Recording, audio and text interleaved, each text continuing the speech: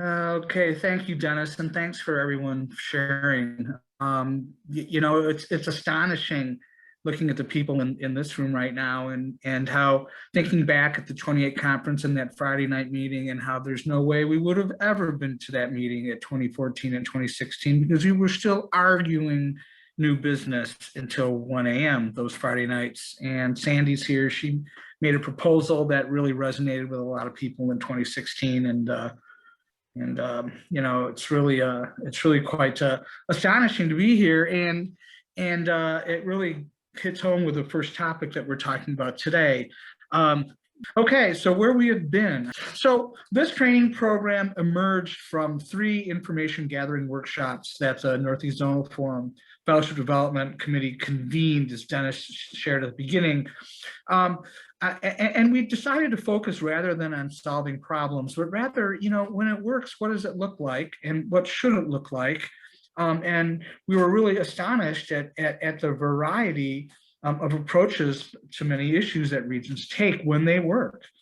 And we definitely, I don't know, we actually had a few people expressing concerns about the way we gathered information. A couple of workshops were intended really for RDs and former RDs to just pick their brains. And then we had a workshop that, was for everyone. We also, one of our workshops included a large representation from the Latin American Zonal Forum, and it was translated while we were doing it. And we got a lot of great input on that. And so from those success stories, one of the that was really helpful was just what are one of the main themes, as Dennis pointed out, and one of them is just that a person can't be a good RD unless that person really knows the region it's representing. This session, Know Your Region, starts with slides that really talk about various ways they differ. It's intended really to shine light on the questions and issues you may encounter. You may see several questions or issues that have no relevance to your region at all. While some of this material may not apply to every region, knowing about them will improve a general understanding of the role RD teams play in other communities. Just in this zonal forum, the Northeast Zonal Forum, regions differ remarkably. The NEZF has 11 regions. Greater New York has areas from parts of a single metropolitan area, but not the whole metropolitan area. Connecticut is areas from an entire state. Eastern New York, Mid-Atlantic, New Jersey, Northern New York, Western New York have areas from portions of a single state. ABCD, New England, and Northern New England have areas from multiple states. These regions differ in population, number of NA groups and meetings, number of areas, geographic spread, urban-rural makeup, and other ways that may require different approaches to RD service provision. And so the regions can differ in some unusual, in ordinary ways. Just how frequently does your region meet? I mean, my region meets monthly, and as has someone who has been to most of our regional meetings for the past 17 years with a 6-year break in there, monthly is pretty often. I'm not quite sure we need to meet that often, but we do. And then what's happened, of course, with the pandemic is regions have had to go to virtual. Prior to the pandemic, my region, being a monthly region, did already have hybrid. My region does serve a large metropolitan area, but we do have some farther flung areas like Rockford, which is 90 miles away, in good traffic. It's a minimum 90-minute drive monthly there and back. And so some of our, we have an area on the North Shore, just south of Wisconsin. That's an hour drive one way or another with good traffic. And Chicago traffic is notoriously bad any day, even a Sunday. And so we found that there was a lot more interest from some of those areas if we were doing it hybrid. Most regions use subcommittees, but others are project-based. I know Minnesota is entirely project-based. Chicago has subcommittees. Does your region have a service office or a store? We do. Michigan does outside Detroit. I don't, Wisconsin does, but I don't think any of the other regions in the Midwest Zonal Forum, which I go to meetings at, have them.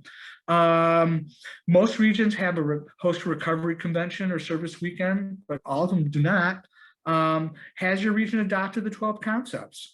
There are parts of the world or country that, they were not happy with the concepts. My region and most of the Midwest, I believe, has accepted the concepts. And Northeast, I'm not positive.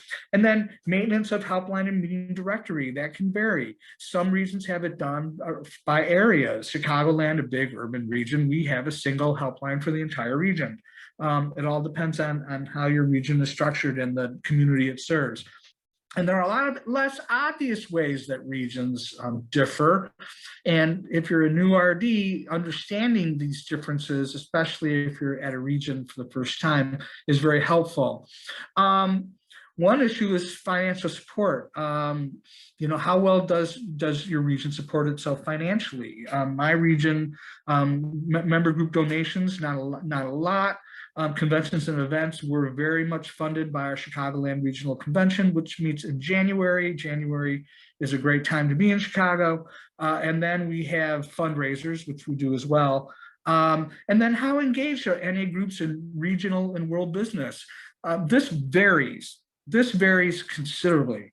When I got clean in DC, at that time, the conference was annually. My home group went through the car, and there wasn't a cat at that time. Every year, my home group did it.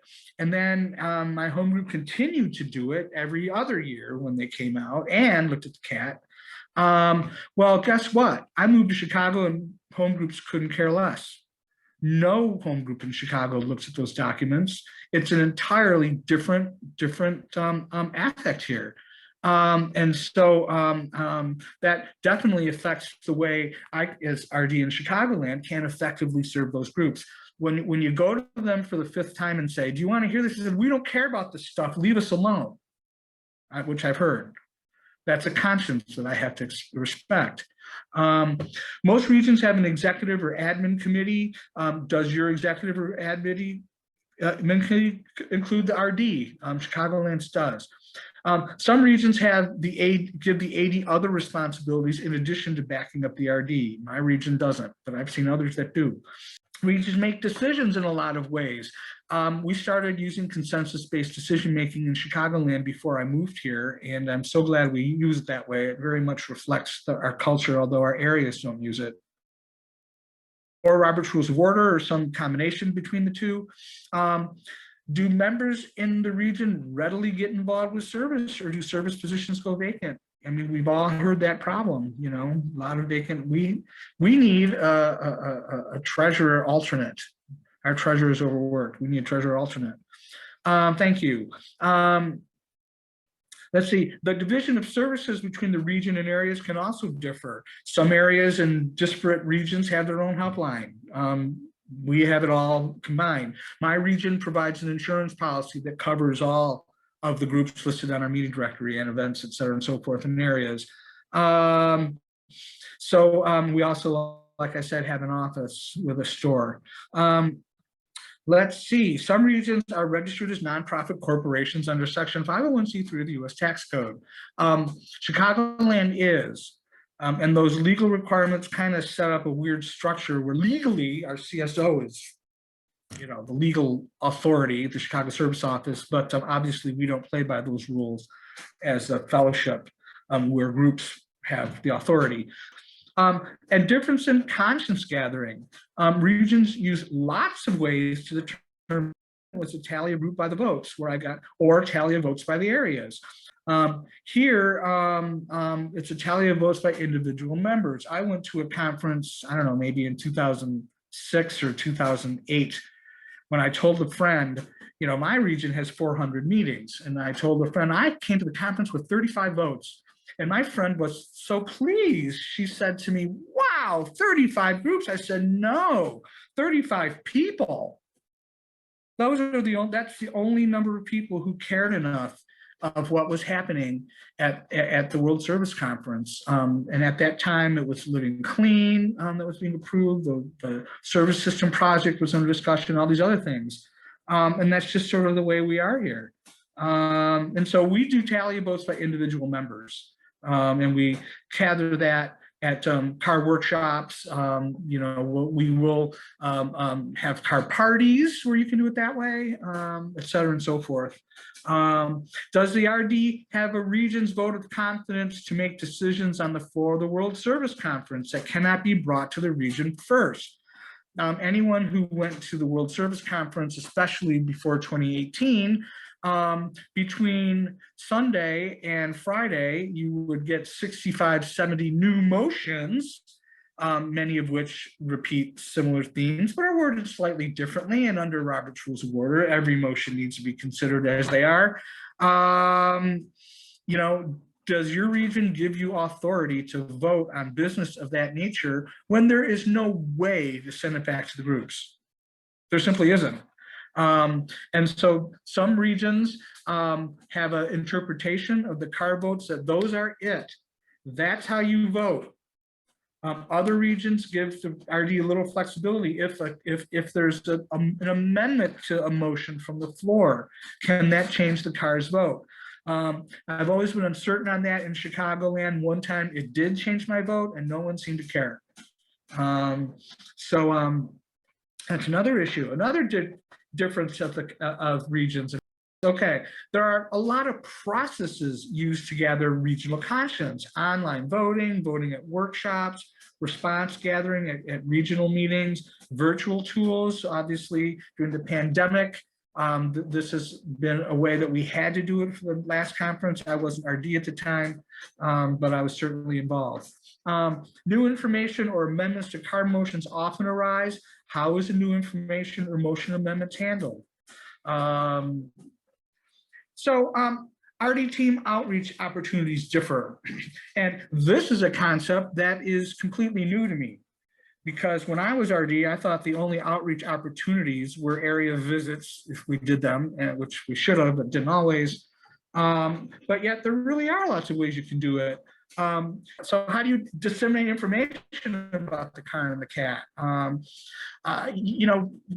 One time or a few times back 15 years ago, we did print out and order copies of the full car for each area, each RCM. Did they do anything with them? I don't know. And then how easy is it to travel to each area? We're an urban area that's not very well connected to public transit in a lot of our suburban areas. So you have to drive through our famous traffic. What other outlets for outreach out there? I never thought there were any. Does the RD team visit NA groups in addition to areas? Now, one reason this came out is during our information gathering system situation, there was a couple RDs who said, we go to the groups directly. And which is like, gee, I never thought of that. Then the interest of members in service IDT workshops differ. In IDTs, for those of you who are new, are issued discussion topics that are chosen at the World Service Conference, which are discussed over the next following years. Over time, I've discovered less interest in the IDTs, in part because the information we gather doesn't always go anywhere from there. Doesn't really, but yet, in Chicago, I've never had interest in those, but other areas and regions I'm sure are different. And then receptiveness of members to workshops that develop NA literature differ. So how does your region prefer to communicate? I've been very impressed with what I've seen in lots of other regional contexts that use WhatsApp or that use other tools, et cetera, and so forth. That use my region still uses email. That's what we use. Audience change and have different needs. Which social media platforms are used, if any? Several areas around Chicagoland do have Facebook pages. The region does not. Ease of using our website. We've had a lot of changes with our website. Tomorrow we're having a Know Your Region workshop, which goes through that. How do your members within your region contact you? With us, it's email. And how do you contact members of your region? Again, it's with us, it's email, but as Dennis is pointing out in the chat, We are having a workshop tomorrow called Know Your Tools. There are lots of amazing tools out there that are available if you can use them. So clean time requirements, what are the clean time requirements of RD? We recently lowered them because we were struggling to get recruitments. Term duration. I know some regions have a 4-year term duration for their RDA and their RD so that they can experience 2 cycles and gather that experience as they do it as RD and RDA. For us, it's just 1 cycle each. And then does your region recognize that an RD is a conference participant or just a regional representative? As Sandy will certainly be explaining, there are WISNA and FIPT and other policies that put the RDs in roles that are not quite the same as your simple regional representatives. I was unaware of that, frankly, but it's true. And then does an AD automatically become RD? By the way, there are some regions, one of them being Central Atlantic, which has 2 RD alternates, a second RD alternate, and an RD alternate, and an RD. And by the way, I met your current second RD alternate back when she was the second RD alternate for the region of the Virginias. When it used to be the region of the Virginias. So that was in 2004, I think, at the conference. So some RD teams are required to hold service workshops. And Sandy comments, that's how it should be. This is a huge commitment, it really is. Some RDs are required to hold GSR assemblies. By the way, another region that does that is Alabama and Northwest Florida. The level of detail requested in written reports may differ. Later today, I'll be doing a workshop on reporting. We get 50 to 100 pages of documents that somewhere along the service structure wants to get to the groups. Well, if a group were to read every one of those 100 pages, there wouldn't be a group. I mean, it's just too much stuff. And so some RD teams are required to hold a GSR assembly. My region has it in policy, but I don't think it's ever been done. The level of detail requested in written reports may differ. Some RDs fill the role of dispute resolution. That's part of their responsibilities. We learned that in the information gathering sessions. I have not seen that. Is your region's RD on the RSC executive or admin committee, as I mentioned earlier? AD roles can vary as well. By the way, we call that RDA here in Chicagoland. So let's see, where they're in LA where it doesn't rain. So it's surprising how different RG policies are on funding RD travel. Does your region fund travel to the Northeast Zonal Forum, service symposia, and area visits? Some regions do, others don't. What does the region fund travel for the alternate delegate? WSE, Northeast Zonal Forum, service symposia, area visits. There are some regions that fund the travel for the RD, even though NAS via policy also will do that. And then what part of RD travel expenses does the region reimburse? NAS travel policy is door to door. You get reimbursed for the cab that you took to get to the airport. You get reimbursed for your airline ticket. You get reimbursed for the ride you take from the airport to Woodland Hills for the WSC conference when we meet in person. You also get a per diem. What is it, $60, $75 now? I forget, because food anywhere is a little bit expensive. And you get coverage for half a room. Some service bodies, do they give personal car mileage? My region is very conflicted on that topic because we are an urban region within a single urban area, and should I get mileage for traveling 60 miles to the south suburb area? I don't know, there's a dispute on that. Hotel costs, single or double occupancy, are receipts required for all expenses? For example, the Pop-Tarts bought from the vending machine, my region doesn't require receipts for every single dining expense. We accept a little honesty there. Is there a policy or an addendum to policy, and how are travel expenses reported? These are all very different. So regional support to NAWS and the Northeast Zonal Forum differs. Does the region make donations to NAWS? Does the region make donations to the Northeast Zonal Forum? Does the region host and pay for NEZF meetings events? If the answer to these questions is no, is it a lack of resources? Are there other reasons it's concerns? If so, what are they? So the big lesson, it is the RD team's responsibility to know how their region operates and what their region's conscience is on most issues. That's the duty of the RD team, to learn it. So now we're going to have some small group discussions. How many people do we have here? And what the first discussion we're going to have, really, it's really going to be a get to know you session. Introduce yourself and your region. How does your region function and make decisions? Which geographic areas does your region serve? How many areas are part of your region? How many groups and weekly meetings are there? Does your region host a convention or service weekend? Does your region have an office? Describe one thing about your region that inspires you. How does your region identify? And then tell a story about the steps you took to get to know your region. If you haven't done this, what would you do?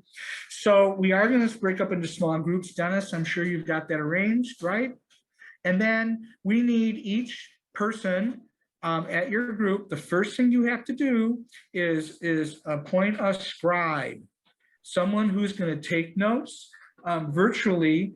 And we don't have handouts on this one, which we probably should have. Dennis, did you create handouts for this? Because I didn't. There's no need for handouts. What I do want is, if people want to be able to screen share in the breakouts, you'll need to volunteer as a secretary before going to the breakout. Okay. So I need 5 secretaries. We need 5 secretaries. Who would like to volunteer? It actually looks like 4 will be fine. How many do we have time? Okay, 4 will be fine. Who would like to volunteer to be a secretary? If you want to be a secretary, just put an S in front of your name, and I will make sure you're in separate breakout rooms and co-host you. And then all you need to do is just create a new WordPad, some Word document to screen share, so people can see the notes that are being taken while you're talking. So remember, this session is really just a sort of an icebreaker. Introduce your regions. Tell us about your regions. And then at the end of it, just choose one person to share their story. You know something, you really don't have to note this so much. Just hear your different stories and choose one to share it. So everyone will see a 5-minute warning at 1:10 or 1:10, and then you'll be brought back at 1:15. So you should see something pulling you into a breakout. Just accept that and join the breakout rooms.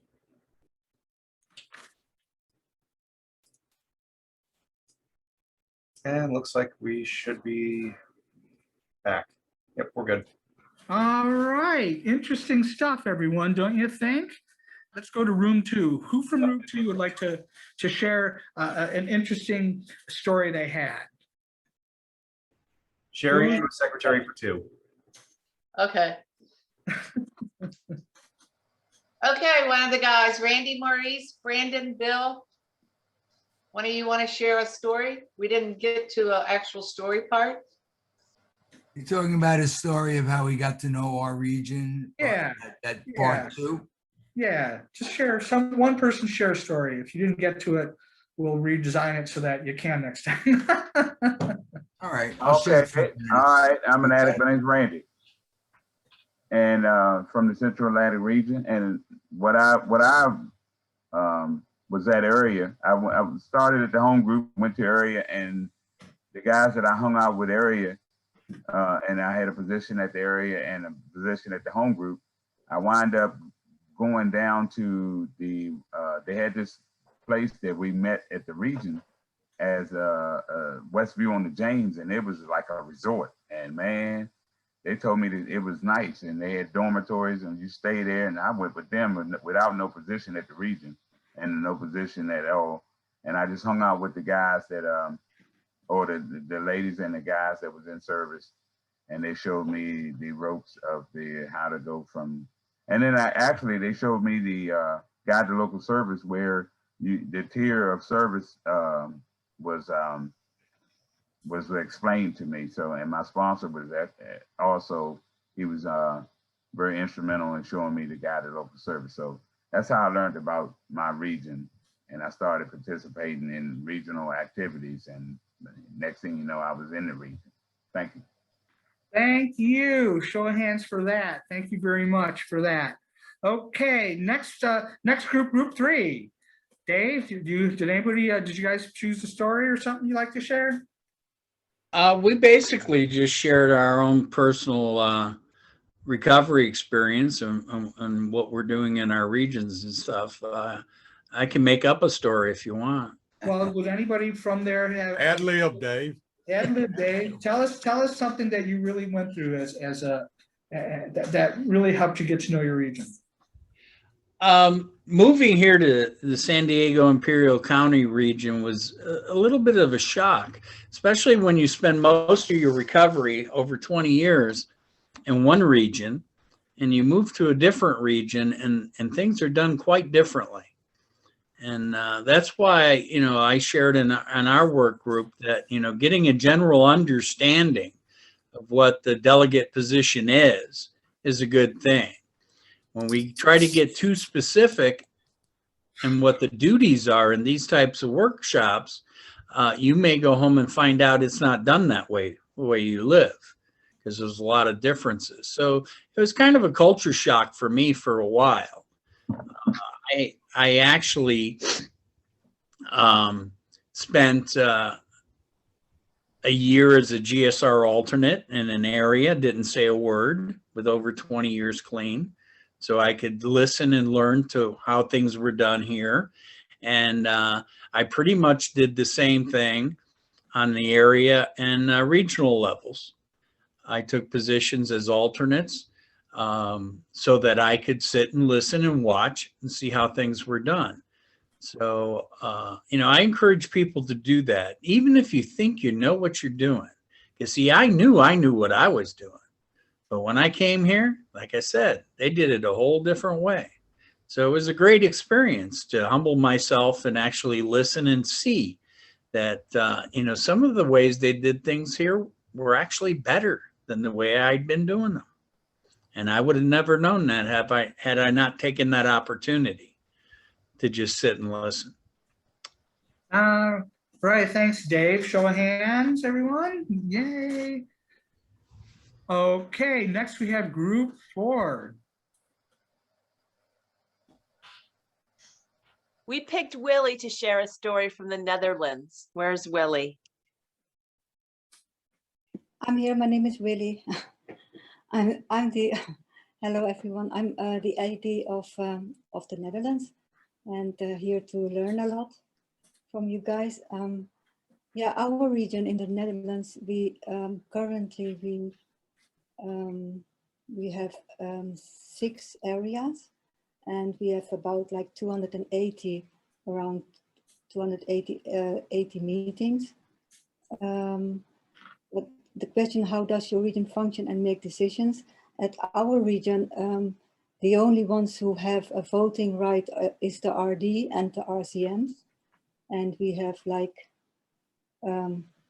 6 regions. So that's like around 14, 15 people who can decide, including the RD and a few of the subcommittees.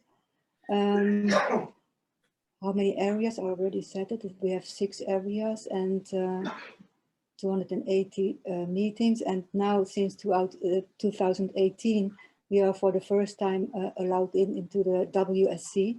So we are very, very excited about that. It's a very, very new experience. And of course, my RD and I, we were very enthusiastic of going to LA. We already booked our tickets, but then COVID came in. But the virtual meetings were good. It was good for us to follow. We also have this WSC app where you can see what all the RDs are thinking. And for us, it's a good thing to follow. Our region does not have an office. And describe one thing about your region that inspires you. I've shared this before. I must admit that our region is just around 8 or 9 years old. We are not so experienced. We are not old school or so. We are very young. But for me, the first inspiring experience was going to the European Delegates meeting. That's our zone where the Netherlands is connected to, and to see there how spiritual it is and how the decisions are made. It is something that we experience, and then we try to bring it back to our region. And there's so much to learn. And last year, just before COVID, we were very, very lucky that with the car and the cat motions, that we were able to organize an assembly in the Netherlands. And we had like around 90 GSRs coming from the meetings to bring back the vote of the group. So we were very, very grateful for that. And we were also allowed to make our decision, the RD, at the WSC for the groups. So how does your region identify? I don't really understand that question. The only thing I can think of is that we are very diverse. And with the LGBT, we are very open, and but that is how Amsterdam and that is how the Netherlands is. So, and tell a story about the steps you took to get to know your region. Yeah, well, I must say that since the COVID, that's the only thing that is good about this this virus, is that we have visited all the areas virtually. So we didn't have to drive to the areas, and that made it easy. So my RD went to the other one and I went to the other one. So that is how we try to get to know the groups better. And about the convention, we don't have a convention this year, but I forgot to mention earlier that we do have our youth convention. That is by the last weekend of August. And why do we still have this?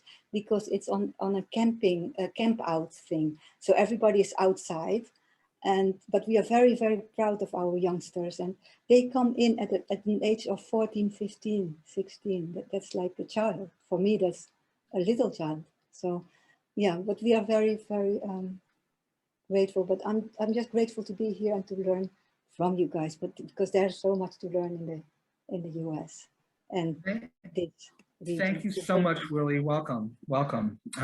Okay, group 5. That's it. That's it. Okay. Well, thank you so much, Dennis. You got 15 minutes left. Is that right?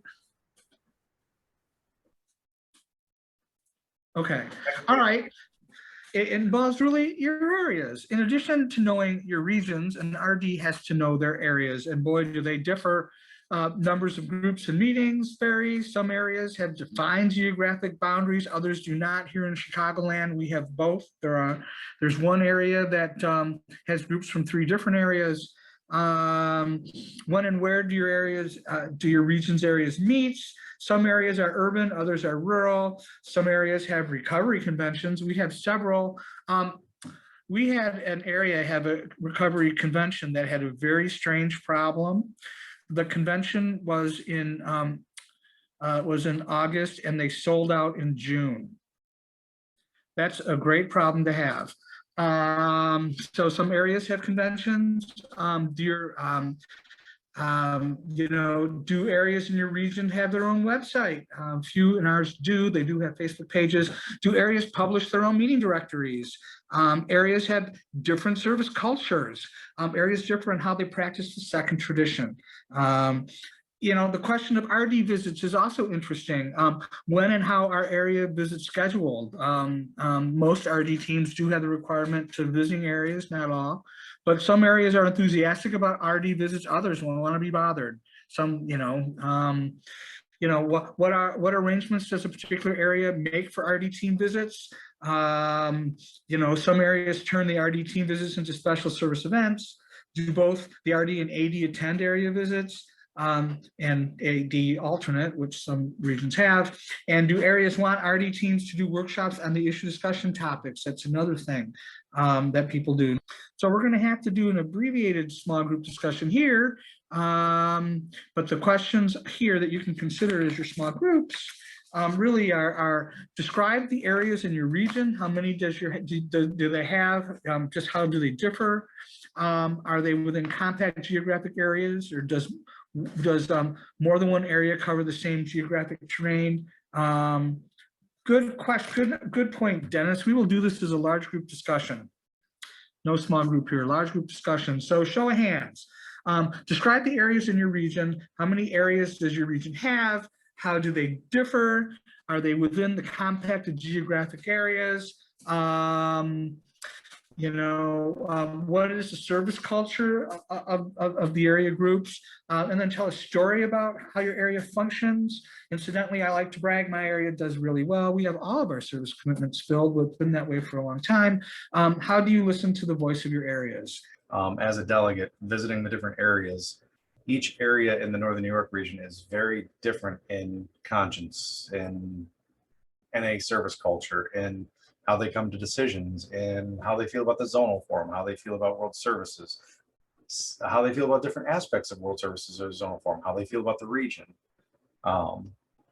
So I did a lot of visiting the areas, and especially in doing car workshops and doing different workshops, making sure that I was just presenting information and not trying to sell someone my opinion or how I feel about the information, helped build the trust so that the areas didn't have to judge the information coming at them based on how it was being presented. They could actually just view the information, and I could listen to their voice in a manner that was more than just the words. It was the general conscience, the general feeling they had about what information was being presented.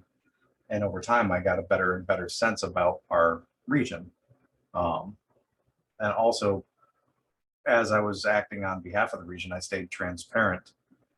And that transparency and that trust building process, making sure that, as a delegate, we are a conduit for a massive amount of information and conscience to and from the region. And you need to be, or I needed to be transparent, and needed that trust built so that there wasn't that distrust standing in the way of our members participating in the process or in processing the information. And knowing our regions is just, it's vitally important, and it takes more than just listening to words. It's listening for the voice of our members, listening to the voice of our areas and our groups. So show of hands. I got John from Eastern New York. Okay, John, you're up. My name is John. I'm an addict. We have 6 areas in our region. Nassau and Suffolk areas are pretty well staffed. That's on Long Island. Queens and Western Queens have been telling us the RD positions are up actually in Western Queens, and the area chair has come to the last 2 regions, and the RD in Queens is like 6 months over, like his position ended, but nobody else wanted to do it. And both areas in Queens are having trouble getting people to make commitments. A lot of groups aren't even coming to area. We have a small little area, it's kind of between Nassau and Suffolk in the north. It's called Simply Spiritual. It's a very small area, but they split off many years ago. We do have one area that's not, it's not geographically defined. It's all Spanish-speaking meetings. It's called the metro area, and they can meet all. I don't even know how many meetings they have, but we do. Since we've been meeting on Zoom, most of the RDs have been coming to the regional meeting, and they need help. I know that the guy who set up Zoom for us for the region went to the different, or helps out with the different areas to get them all set up and everything. Our regional literature distribution travels to drop literature off if certain people need, because if they don't have literature distribution, then he goes to the area to bring literature if they need it. And we're working hard to keep it all together. We meet once a month. We meet the 3rd Saturday of the month. All the areas meet once a month. Nassau is the 1st Sunday of the month. Queens and Western Queens, I think, is the 1st Monday, 3rd Monday, 3rd Wednesday. I'm not sure when Suffolk meets, or Simply Spiritual. And I'll leave it there. All right, thanks, John. Next hand, George. What's happening in Georgia? Hey, everybody, my name is George. I'm an addict. The Georgia region currently has like 18 areas. About 8 of them are, in and around the Atlanta area. One reason I wanted to pipe up here was just to simply say that that some of our larger towns in the state, like Columbus and Augusta, have really struggled through the pandemic because of a lack of a active PR group in those areas. And anyway, so my area, we actually use consensus-based decision making. We've been doing that about 10 years as our region does. We also do it with the convention group now as well. And we as an area, a lot of people have been vehemently opposed to online meetings. However, they have kept us going. And in our region, though, I believe we did a really good job as far as PR is concerned, as to keeping meeting schedules updated through the BMLT, because our PR chair has been involved with the guys that built that database system, and they know how to use it, and we're very active with that. I'm also part of the phone line for our region, and we do learning days and stuff like that around the areas that actually request it. And our area, I live in on the north. It's considered Northeast Atlanta. It is considered the metro of the metro area of Atlanta, but part of our area actually goes over to Athens, where there's a huge recovery set up there, around the college. There's a lot of drug abuse there. There's 5 or 6 home groups in the one town of Athens. And, there's usually 3 meetings every day of the week. So, I don't know that we're exceptional at anything, but we do still sit down and try to dissect the car and the cat.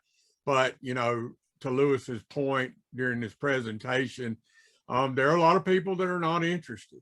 And one of the reasons, that I do what I do is because hopefully that one addict will become inspired and fill my slot when I kick over. And that's all I got. Thanks, guys. All right. Thanks, George. Got time for one more. Maybe you'd like to share a little bit about their areas. Who's that? Is that Bill? Okay, Bill. Hi, I'm an acting Bill. My delegate team is here, so I won't go too deep into the region. They can chip in later, but my region has, I think we're at 12 areas, although we keep going back and forth whether this one new area still exists or not.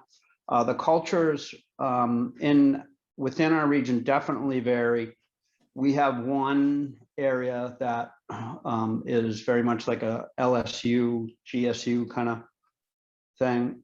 But I piped up because I wanted to talk about my area a little bit, just as an example of like some of the diversity that we deal with, across Narcotics Anonymous. And I live literally on an island. You have to take a boat or a plane to get here. And so we're geographically challenged, and we're a small area. We have like one area in the New England region has, I want to say like 70 groups, Northeast Mass. My area has about 7. The way we function in my area, which is what I want to talk about, is remarkably different than most other places. We meet, we don't essentially have GSRs. We have just, if you're interested in what goes on at the area, you come to the area service committee meeting. There are no requirements for participation, like none. If you're interested, you can show up and you can fully participate. We don't have motions for anything, and we don't vote. We just talk about stuff. So our process, and then we don't have traditional subcommittee meetings, subcommittees. We have what we call an area resource pool. So if like recently we had a community substance abuse coalition formed and they wanted our participation. So that was the focus of our area resource pool. We got together and we showed up there and did what we had to do for that. And other times we'll go to the hospital and do the health fair. We'll set up a booth there. Another time of year, we'll focus on the area convention. Another time of year, that same group of people will focus on doing a 6 months H&I commitment. And the way that we do one thing is the way that we do everything. We just basically talk about it. What I also wanted to say is that having been a delegate in the past, if there's something that I think is important to my groups or my area, what I do is I call my delegate. I'm very aware of who they are. I'm close with them.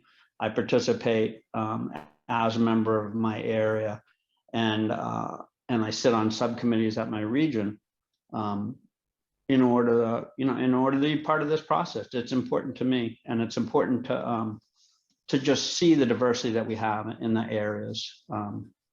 Yeah, I think that's it. All right, thanks so much, Bill, and thanks to everyone who for sharing today. The main theme of this workshop really is that regions are all very different, and it is the responsibility of the RD to know my region, and not just to know my region, but to know my areas. And within the regions, if I am to represent their conscience, I have to know my region and to know how to do it. I can't think of anything else to wrap up here. I just want to thank you all for coming to this workshop today. We've got several more, and we are going to take a little 15-minute break before the start of the next one. And I'm actually doing the one on communications at the end of the day, and I think by then I will figure out why my roof is leaking. So it's fun to be the president of a condo. So here we have it. All right, thanks so much, and I will chat with you soon. Turn it back over to Dennis. Thank you, Louis, and thank you everyone for participating in that workshop. Thank you for allowing for our glitches in our learning process and putting these workshops together. This is our first run through of these, so taking notes on a few things along the way. And yeah, we are going to meet back up here. I mean, the room will stay open the entire day, so we can still chat, talk, whatever. But the next one up is NAS and WSC, More Than Just the Car and Cat, which will be presented by Sandy. So I'm going to get that up on the screen real quick. There's that one. And yeah, that just to echo what everyone said, if there's anyone in here still listening,